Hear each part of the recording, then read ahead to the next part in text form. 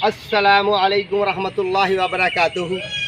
Shahraj gardening ideal खुश आमदीद welcome करने जनाब तुहानू अपनी गार्डनिंग अपने काम से उम्मीद करने सारे दोस्त ठीक ठाक होंगे, सारे राजी खुशी होंगे। तो लो दोस्तों अज असी गार्डनिंग अपनी गार्डनिंग तो जनाब अगे भी अं इत्थे ही होंगे दोस्तों, जाना असा कित्थे है।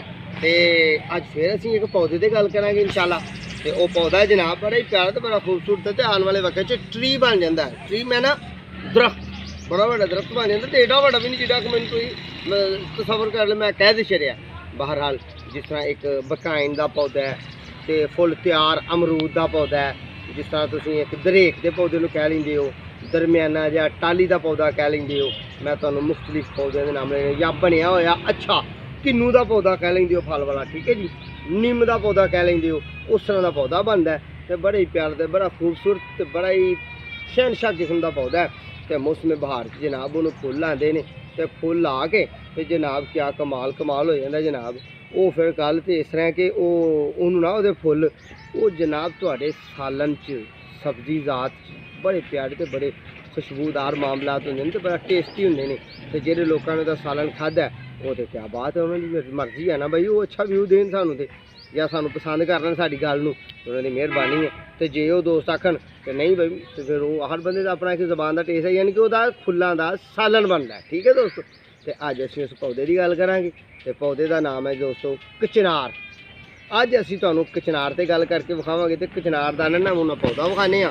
तो फिर जे किते अल्लाह ने जिंदगी दी मौका दिता दोबारा साड़ी तुहाडी मुलाकात होई, साडे चैनल जो सबसक्राइब किया होया बैल आइकॉन नूं दबाया होया टल्ली के बटन नूं वीडियो व्यू रोज़ करते रहे वाच करते रहे। तो फिर किते भरिया होया फुलों का पौधा तो रंग भी काफ़ी होंगे ने। तो फिर सारे रंगों की भी अल्लाह ने मौका दिता तो गल करांगे। तो फुलों का भरिया होया पौधा जो टाइम आएगा क्यों कि मौसम बहार च फुल लगते हैं। मौसम बहार असीं किनू कहने हैं, नर्सरी वालियां की गल कर रहा मैं, क्योंकि बाद लोगों को पता नहीं लगता कि मौसम बहार किनू कहा जा रहा है। मौसम बहार दोस्तों कहा जाता है 15 फरवरी तो बाद शुरू होने वाले टाइम में, यानी कि जो ही सर्दी का टैंपरेचर डाउन होंदा है, सर्दी कम होंदी है तो गर्मी वाल मौसम जा रहा होंदा, तो उन्होंने कहना मौसम बहार, ठीक है। तो मौसम बहार के फुल आते हैं इस दरख्त में। तो फिर लोग जो अकलमंद दना लोग हकीम लोग ने ये फुल उतारते हैं, उन्होंने धोंदे ने, धो के जनाब यदा सालन बनाते हैं, ठीक है। तो बड़ा टेस्टी बड़ा अच्छा सालन बनता है। चलने असीं उस अपने पौधे को हुण असीं तुहानूं उस पौधे की पहचान दसने हैं तो बाकी गल्लां ते लागे करांगे। तुहानूं वो भी तो विखाना है ना, पौधा भी तो विखाना है ना दोस्तों। तो अलहमदुलिल्लाह जी असीं अपनी गार्डनिंग च अपने काम ते हाँ, अल्लाह के हुक्म नाल सोने रब की करम नवाजी नाल। लो जी ए साडा माशाअल्लाह अलहमदुलिल्लाह ए जी वो प्लांट है दोस्तों। साडा कैमरामैन बहुत ही मेहनत नाल बहुत ही प्यार नाल ए देखो सुबह सुबह तो टाइम है, मौसम बदल गया है तकरीबन। तो अज सितंबर है तकरीबन हुण चढ़ पिया साडा सितंबर का महीना, ठीक है।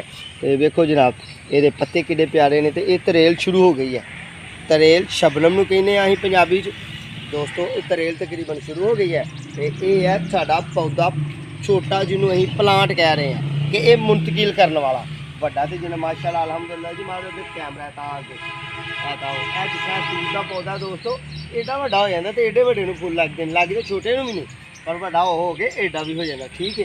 तो ये पत्ते जोड़े ने माशाअल्लाह ये पत्ते देखो कट नमा पत्ते बनाए ने कुदरत वाले ने।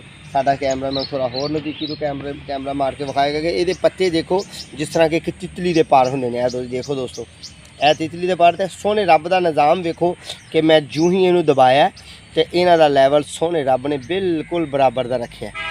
ये अल्लाह सोने की करम नवाजी है ना, वेखो ना ए वाला ये अल्लाह सोने की करम नवाजी है कि उन्हें दबान नाल ये बिल्कुल बराबर दे ने।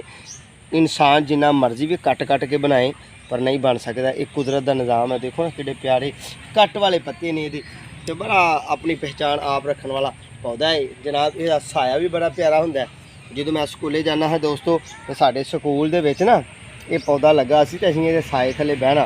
तो इनू जो फुल लगे तो फुल भी बड़े प्यारे लगने। तो जो बीज लगना तो तरह वांगना बीज लग जाना, इनू लंबा लंबा बीज लगना तो बड़ा सोहना बीज ऐसा लगना। ये यानी कि अपने ही एक हुसन होंदा पौधे इस पौधे का अपने ही एक हुसन होंदा।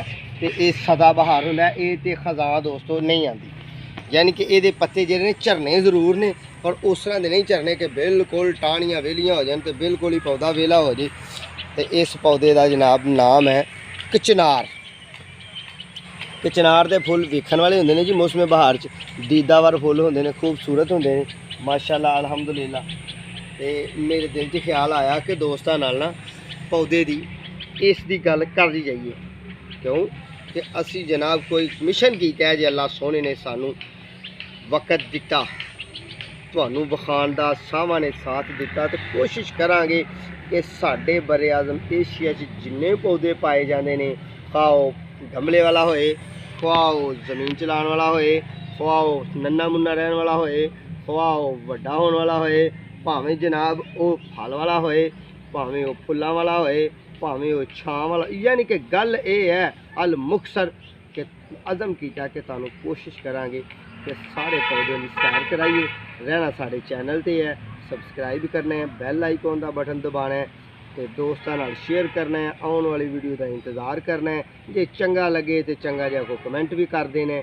तो अल्लाह पाक तुहाडा भी हिफाजत करने वाला बने। सोना रब सानू अपने हिफ्ज़ो ईमान च रखे। तो उम्मीद करने दोबारा मुलाकात होएगी। उन्नी देर तक जनाब अपने मेज़बानों दो इजाज़त। अल्लाह हाफ़िज़।